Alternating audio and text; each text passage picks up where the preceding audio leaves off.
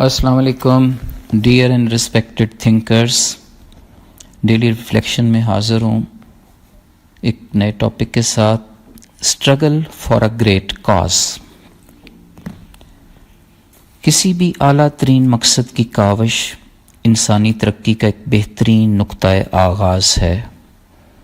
تمام روئے زمین پر کسی بھی شعبہ میں جو ترقی ہوئی ہے، اس میں آپ ہی کی طرح کے عظیم انسان نے ایک بہت بڑے مقصد کو چنا اور پھر اس مقصد کے حصول کے لیے جستجو شروع کر دی۔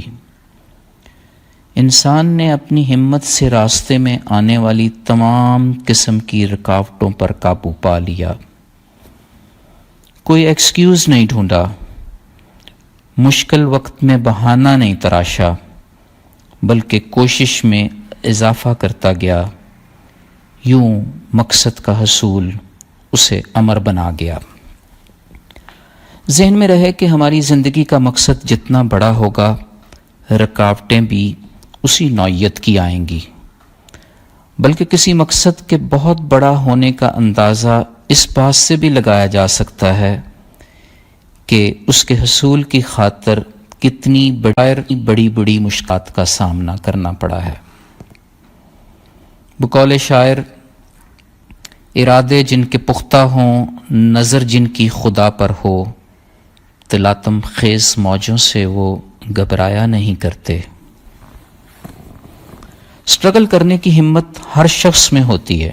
بعض لوگ چھوٹے مقاصد کے لیے اسٹرگل کرتے رہتے ہیں اور انہی لمحوں میں کچھ بڑے مقاصد کی جستجو کرتے ہیں۔ مقصد چھوٹا ہو تو جلدی اور بغیر کسی رکاوٹ کے پورا ہو جاتا ہے۔